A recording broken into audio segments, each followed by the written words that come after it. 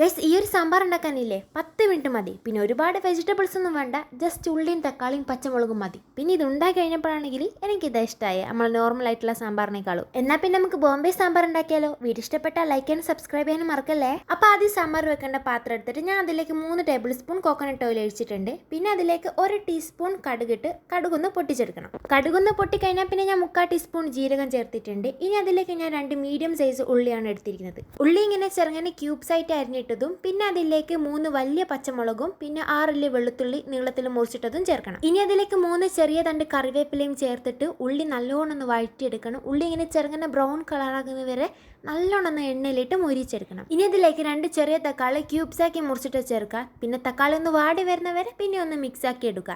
Next ഞാൻ 3 ഉണക്കമുളക് ചെറുതാക്കി മുറിച്ചിട്ട് ചേർത്തിട്ടുണ്ട്. എല്ലാം കൂടെ നല്ലോണം ഒന്ന് മിക്സ് ആക്കിയ ശേഷം ഇനി നമുക്ക് മസാലകളൊക്കെ ചേർക്കാം. 1 ടീസ്പൂൺ മുളക് പൊടി, 6 ടീസ്പൂണോളം സാമ്പാർ പൊടി, മഞ്ഞൾപ്പൊടി 1/2 ടീസ്പൂൺ, പിന്നെ ചെറു കഷ്ണം കായം. ഇതെല്ലാം ചേർത്തിട്ട് നല്ലോണം ഒന്ന് പൊടികളുടെ പച്ചമണം പോകുന്നവരെ ഇളക്കി മിക്സ് ആക്കണം. ഇനി ആവശ്യത്തിന് ഉപ്പും കൂടെ ചേർത്തിട്ട് 1 കപ്പ് വെള്ളം ഒഴിക്കണം. ഇനിയും നല്ലോണം ഒന്ന് മിക്സ് ആക്കുക. അടുത്ത നമുക്ക് പുളിവെള്ളം ഒഴിക്കണം. ഞാൻ ചെറിയ കഷ്ണം പുളിയാണ് എടുത്തിട്ടുള്ളത്. നിങ്ങളുടെ പുളിപ്പിനനുസരിച്ച് പുളിവെള്ളം ഒഴിച്ചോ.